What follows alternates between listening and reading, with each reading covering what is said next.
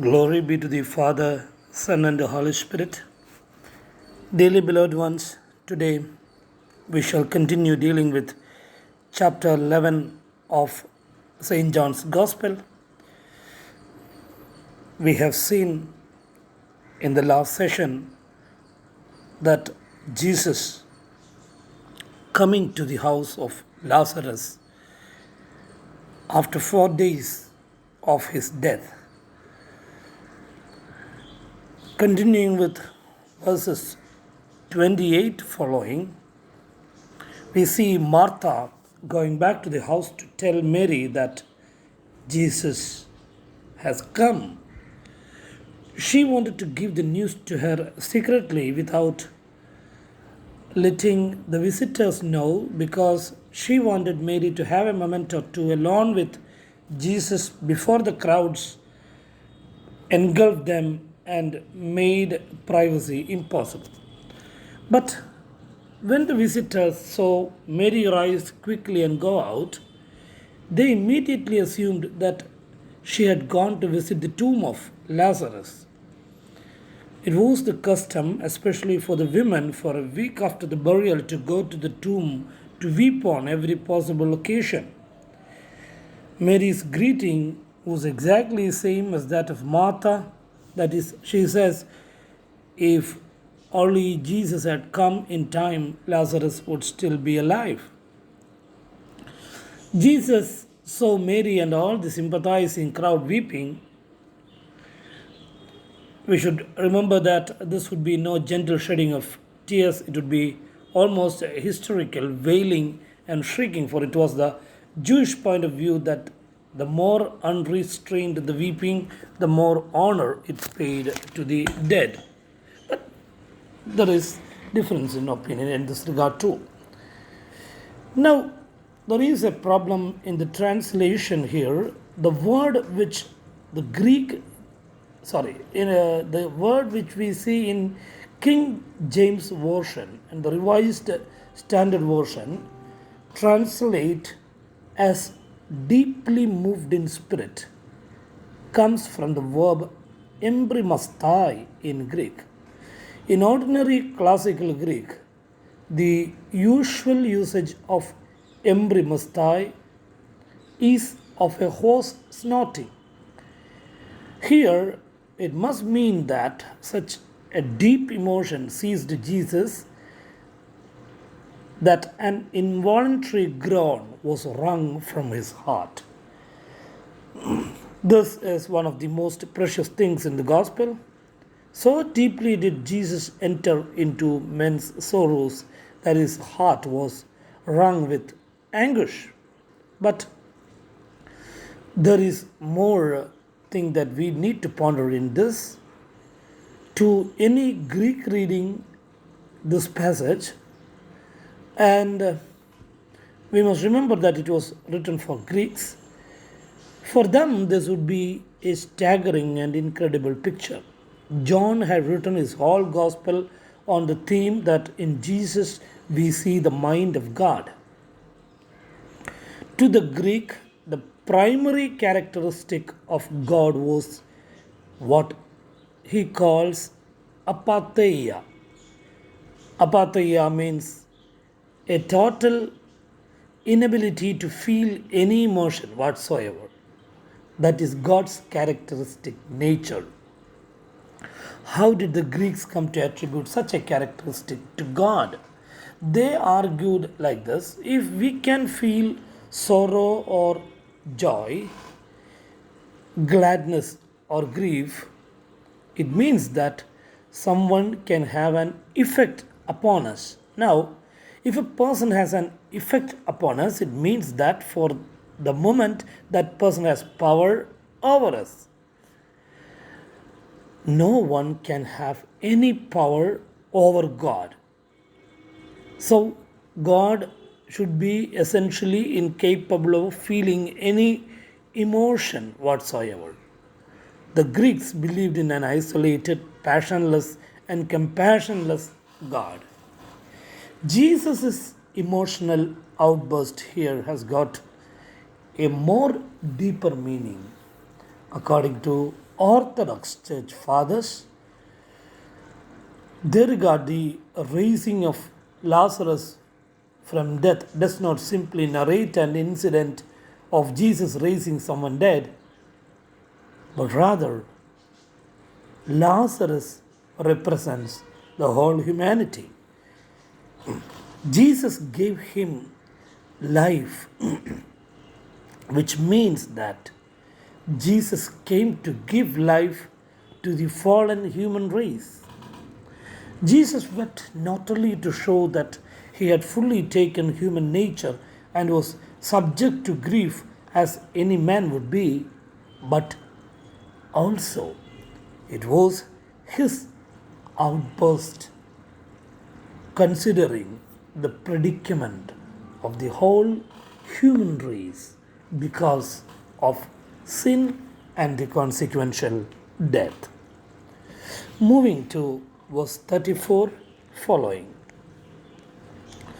we come to the last scene of the episode.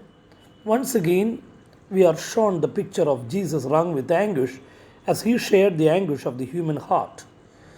To the Greek reader, that little sentence, Jesus wept, would be the most astonishing thing in an astonishing story. That the Son of Man could weep would be almost beyond their belief. But we must have in mind a picture of the usual Palestinian tomb. It was either a natural cave or hewn out of the rock. There was an entrance in which the bier was first laid. Beyond that was a chamber, usually about some 6 feet long and 9 feet wide and 10 feet high. There were usually 8 shelves cut in the rock, 3 on each side and 2 on the wall facing the entrance, and on these shelves the bodies were laid. The bodies were enveloped in linen, but the hands and feet were swathed in bandage like wrappings, and the head was wrapped separately. The tomb had no door, but in front of the opening ran a groove in which was set a great stone like cartwheel that was rolled across the entrance to seal the grave. Hope you got a picture of a Palestinian tomb. Now, Jesus asked that the stone should be moved.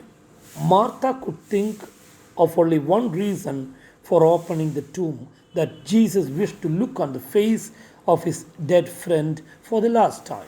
Possibly, Martha could see no consolation there. She pointed out that Lazarus had been in the tomb for 4 days.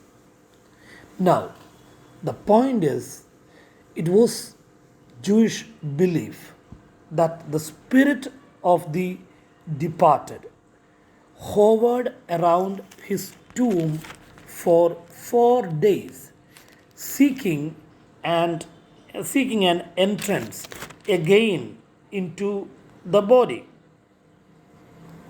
But after 4 days, the spirit finally left, for the face of the body was so decayed that it could no longer be recognized. This is one of the reasons for Jesus waiting for 2 more days for his return after he hearing that Lazarus is sick. So there is no more possibility, according to the Jewish faith, that the soul can re-enter the body. Then Jesus spoke his word of command, which even death was powerless to oppose. Lazarus, come forth. And Lazarus came forth. It is weird to think of the bandaged figure staggering out from the tomb. Jesus told them to unloose the hampering grave clothes and the wrappings and let him go.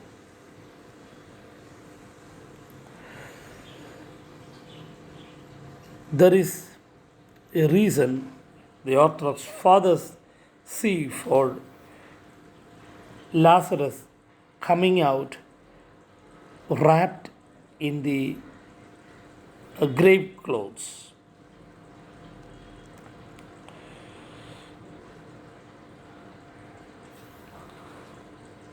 Now, the reason is that the reason for Lazarus coming out bound in his grave clothes is an indication that he will need those grave clothes again, which means that his raising or his resurrection now continues as an earthly life which will again end in death.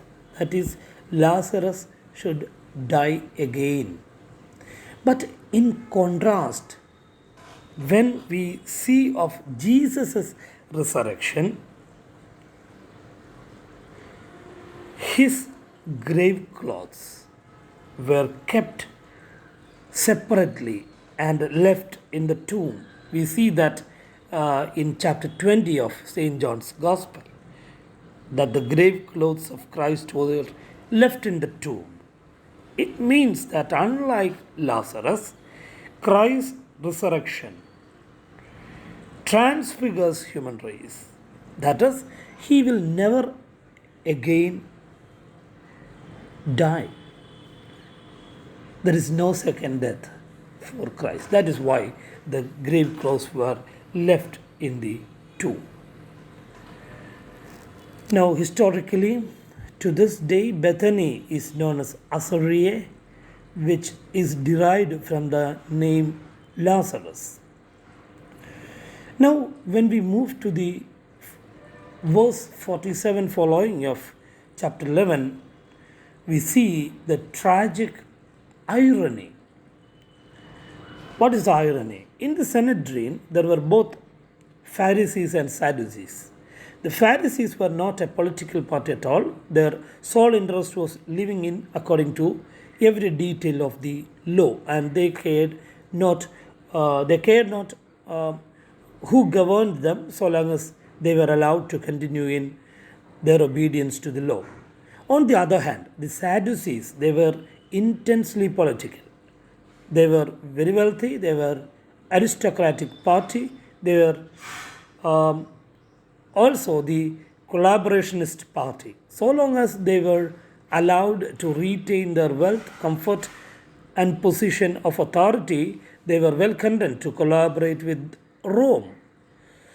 All the priests were Sadducees, and now it is clear that it was the priests who dominated this meeting of the Sanhedrin.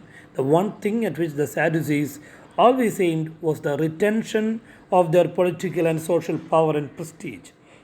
What they feared was that Jesus might gain a following and raise a disturbance against the government. Now, Rome was essentially tolerant, but with such a vast empire to govern, it could never afford civil disorder, and always quelled it with a firm and merciless hand.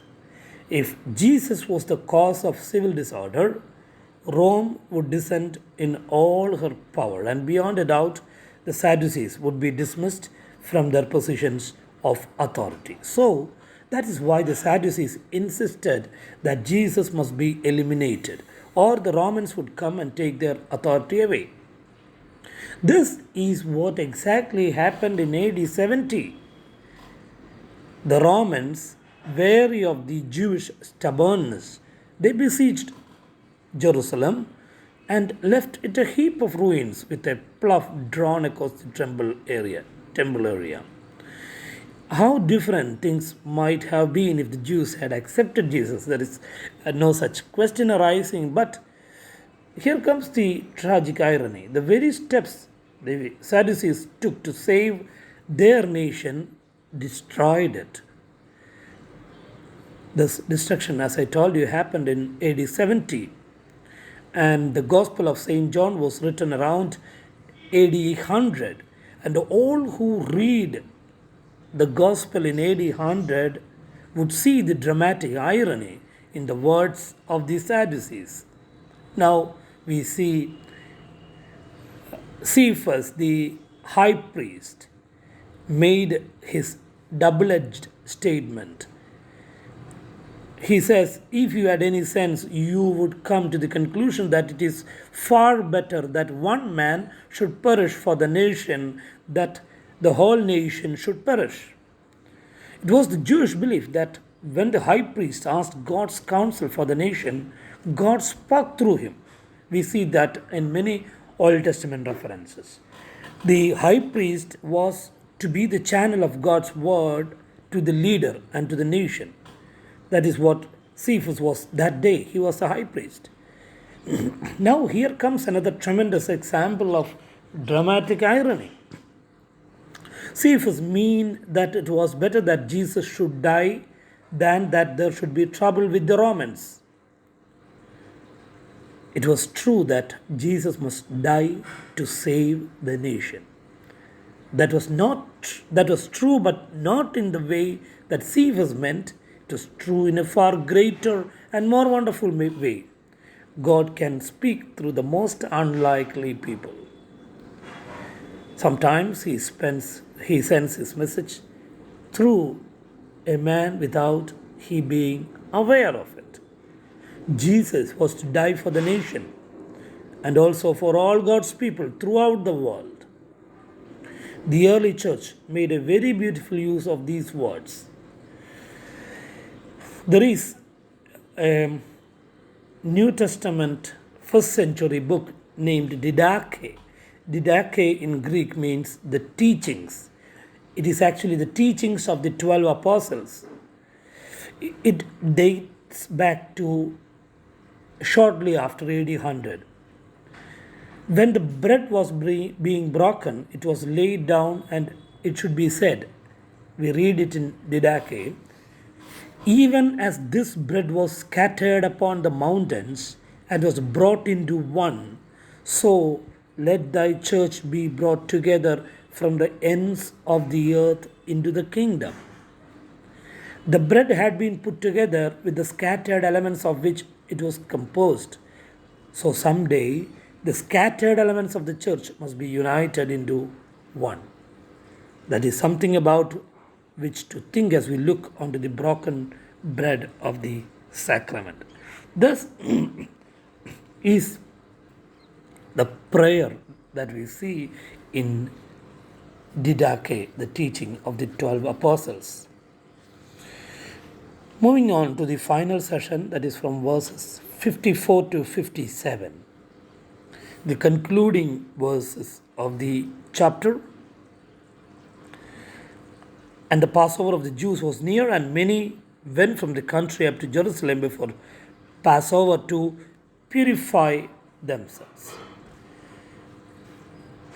They need to purify themselves to attend the Passover. Then they sought Jesus and spoke among themselves as they stood in the temple. What do you think, that he will not come to the feast?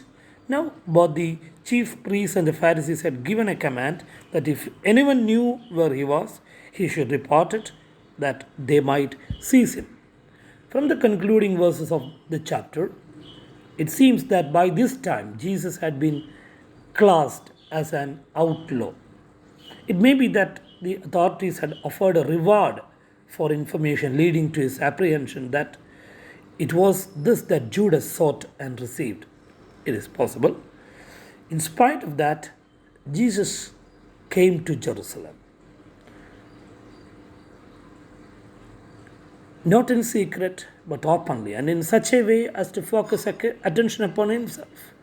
Whatever else we may say of Jesus, we must bow in admiration before his death-defying courage. For these last days of his life, he was the bravest outlaw of all time. So the raising of Lazarus was an incident which draws him to his final suffering and ultimately to the cross. So it was an incident which leads him to glorification. Let us conclude our study for the day. Wish you all a very fruitful, a very meaningful, and a very blessed 2021. May God bless you all.